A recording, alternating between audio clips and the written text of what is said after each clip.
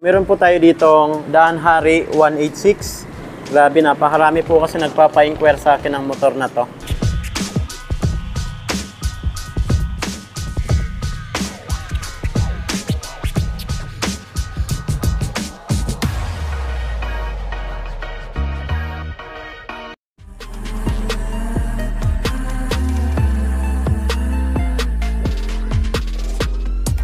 What's up mga idol, Chris Ride Motovlog nga po pala. For today's, nandito ngayon tayo sa Euro Motors.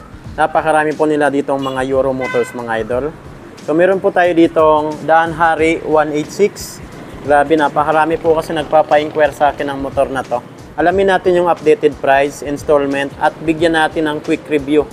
Bakit ito yung kukunin yung motor? Yung mga pang tricycle, pang habal-habal, mga pang business type na motor mga idol. Grabe, napakastig na po ng design niya. Paras na po sa Kawasaki Barako.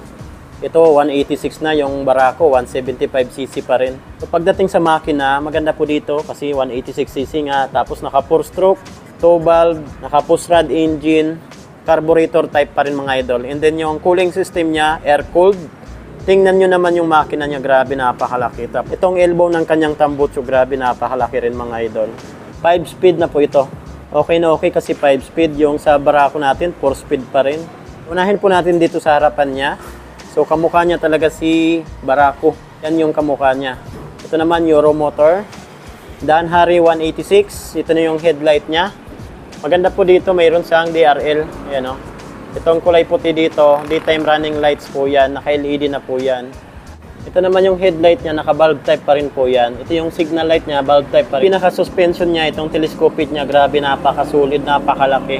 At meron na rin po sa ditong rubber, ayan o, para hindi mapasukan ng dumi. Sa front fender naman, glossy black na metal. So ito naman po yung braking system niya sa harapan. Naka-ano pa rin po ito, naka-drum brake, mechanical drum brake pa rin po yan. Ito yung hub niya, naka-glossy black na rin, para sa Supremo 150. Size naman ng gulong nito, 2.75 by 17. 17 inches po yung rim niya. Maganda rin kasi stainless steel. Ayan o, hindi yan basta-basta kakalawangin. Kita natin sa likuran. Ito naman po yung brake light, tsaka tail light niya. Box type pa rin po yung design niya, hindi naka-halogen bulb pa rin po yan. So dito naman po yung signal light niya sa likuran. Lagayan ng ating plate. Pagdating naman po sa suspension niya dito sa likuran, 4 po pala yung suspension nito, dalawa dito sa right side and then sa left side dalawa rin. Pero pwede nyo naman po ito isahin lang kung hindi nyo naman lalagyan ng sidecar. Pero napakasulit din. Size naman po ng gulong niya sa likuran ay 3.00 by 17. Sa brake naman ito sa likuran, naka-drum brake. Ayan o, mechanical drum brake pa rin po yan. So ito naman po yung swing arm niya. Grabe, napakasulit yung metal niya. Pagdating sa tambutso, ayan o, parehas po sa Barako. Yan yung tambutso niya, pabilog. Then dito naman po yung kickstart niya. Ito yung brake pedal, footrest. Pagdating sa gas tank, grabe, napakalaki rin ang gas tank niya mga idol. Ayan o. Tapos ito naman po yung upuan niya, napakalapad at napakahaba. Ayan o. Maganda pa dito, napakalambot. So dito naman tayo sa handlebar niya, naka-glossy black po siya. Then dito sa left side, nandito po yung clutch niya.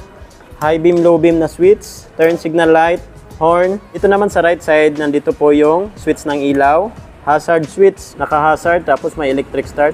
Okay na okay po yan. So dito naman tayo sa panel gauge. Yan, meron po sang fuel gauge. Ito po yung sa gasolina natin, makikita natin kung ubos na ba. Gear indicator, ayan o, 1, 2, 3, 4, 5. So naka 5 speed nga po ito. Indicator natin, neutral, high beam, low beam na indicator, turn signal light indicator, at dito naman yung ano natin, speedometer, odometer. Grabe, napakadetalyado. Sa ignition naman natin, dito naman yung susian niya. Okay na okay mga idol. 186cc. Ayan o. Pangmalakas ang motor. Ayan o. So alamin naman natin yung updated price nila dito. So dito tayo nag-inquire sa Euro Motors, General Santos City branch, Daan Hari 186. So cash price ay 69,900 pesos. So yan na po yung cash price nila, 69,900 pesos. Sa installment naman, down payment ay 5,000 pesos. Kung mangungutang po tayo, magda-down po tayo ng 5,000 pesos. 6 months, 13,488. 12 months, 1 year, 7,405. Sa 18 months, 5,378. Sa 2 years, 24 months, 4,364. Sa 30 months, 3,756. Sa 3 years, 36 months, ayan o, 3 years, 3,350. So, rebates pa yan ng 300 pesos po yung rebate nila dito. Ayan o, 300 pesos yung rebate. So, ito magiging 3,050 pesos na lang yan. So, ayan mga idol, 69,900 yung cash price nila. Meron na kayong Danhari 186. Ayan o. So, siyempre meron din yan 125cc. Alamin naman natin yung 125cc nila. Ayan o. Ito naman po yung 125cc nila. Wow. Ayan o. 125cc. Siyempre, pinagkaiba na yan. Meron sang butas dito. Ayan o. Dito sa 125 natin. Tapos dito sa 125 natin, ito, stainless steel po siya. Okay na okay din. Tingnan natin. So, naka 5 speed din po ito. Dito sa 125cc natin. Danhari 125. Cash price, 46,900 pesos. So, ayan, cash price, 46,900 pesos. Straight monthly, wala na po tayong down payment dyan. Ito yung 6 months, 9,939. 1 year, 12 months, 5,494. 18 months, 4,012 pesos. 2 years, 3,271. Sa 30 months, 2,827. Sa 3 years, 2,530. So, yan po yung installment sa cash price nila mga idol. Yun. Danhari 125.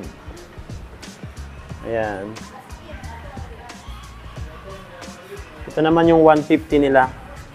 Danhari 150. Ayan, 47,900 pesos. 1 year, 5,638. Sa 2 years, 3,351. Sa 3 years, 2,588. So, yan po yung Danhari 150. So, yan po yan mga idol, oh. Talagang okay na okay yan mga idol. Tibay at lakas. Euro Motors yan. So, yun lang po. Kung may mga ipapa-inquire pa po kayo sa akin na motor, comment na lang po sa comment section ng ating video. Yan, Chris Ride Motovlog. Ride safe po tayo palagi. God bless you all. Thank you. Sabi, dami pa nila dito ang pagpipilian ng motor, oh. Meron pang mga automatic motorcycle, oh. So, ayan. Ride safe.